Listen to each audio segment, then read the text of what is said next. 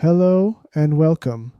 I've done an unboxing video of this AM5 Night Devil ITX motherboard from China not long ago. It was missing its Wi-Fi chip, and I did promise to make a video on it, so here we are. I am going to install a Wi-Fi chip into this motherboard, and I am also going to stress test the system.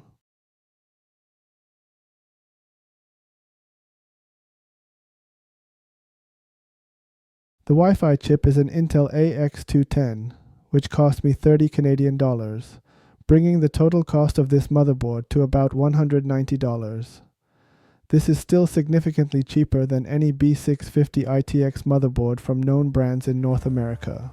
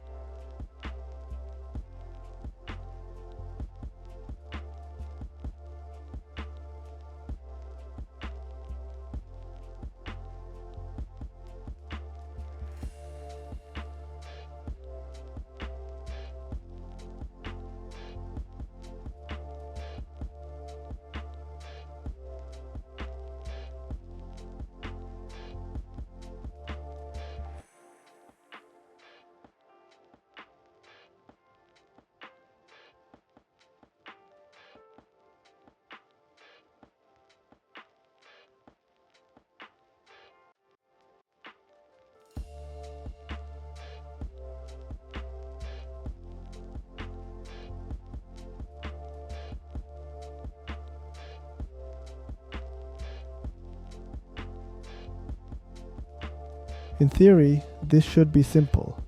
You just need to push the two tiny connectors onto the receptors. Of course, being so tiny, it's actually not easy. One of them was fairly easy to install since its wire was long enough. The bottom wire, however, proved to be quite tricky. The installation took about 5 minutes, during which I struggled quite badly. Unable to install the bottom wire, I eventually had to come up with a different way. I noticed that the screw on top was actually getting in the way.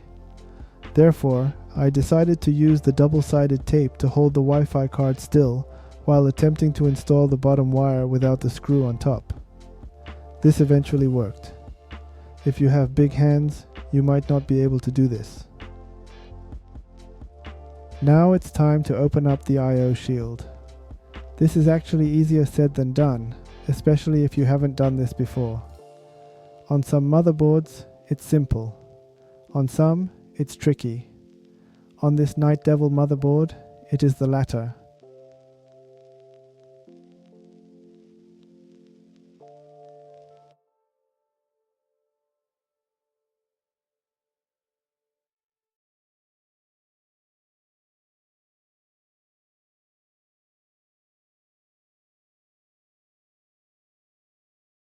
The I/O shield is secured by two small screws on the bottom, and the top part has 3 square holes that are loosely hanging onto 3 extrusions from the MOSFET heatsink. It looks like I need to remove the heatsink to be able to remove the shield, which makes it trickier.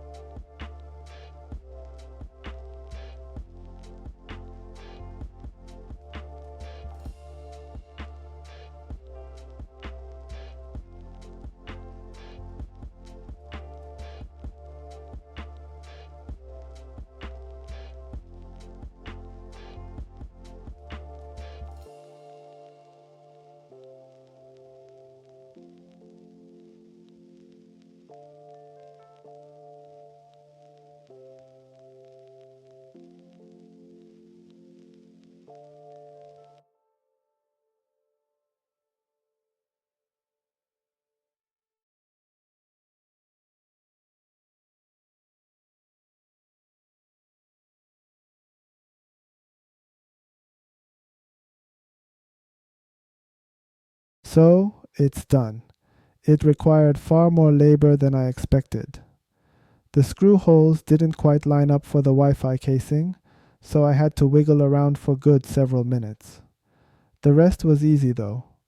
I am going to boot it up and see whether the Wi-Fi card is detected and then see how fast it goes. Finally, I am going to perform a CPU stress test to see whether the system is stable and functional.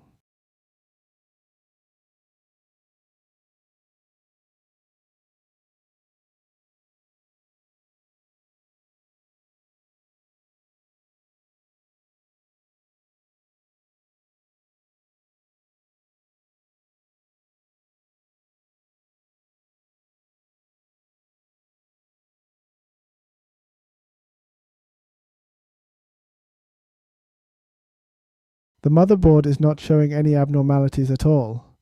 The CPU is not maxing out, but that's the fault of the cooler. I know for a fact that it won't let Ryzen 7600X max out. It does get quite close though. The cooler is Enermax ETSN31. It's a mini tower with a 92mm fan. Let's move on to Wi-Fi test.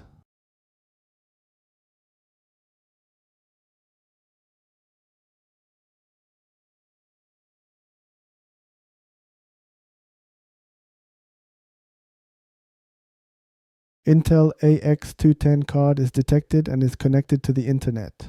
Let's see how it does. I am about 10 meters away or 32 feet away from my router.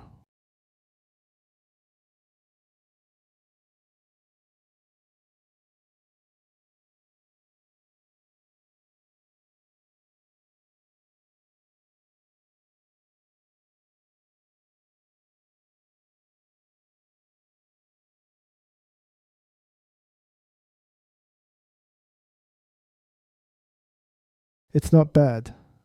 The download speed could be better, but Wi-Fi is not always stable. I've seen the Wi-Fi download speed go up to 900 megabits per second on a similar Wi-Fi card, although the distance was only a few meters. Overall, this motherboard passes my tests. It's significantly less than what you'd pay for a B650 ITX motherboard, and it has almost all features you are looking for. It is lacking a BIOS flashback feature, but I don't feel that that is a huge deal at this price point. I am going to continue searching for Chinese ITX motherboards that seem a bit too good to be true. Right now, prices for ITX motherboards are outright ridiculous, so that's why I am doing this. Thank you for watching and please subscribe.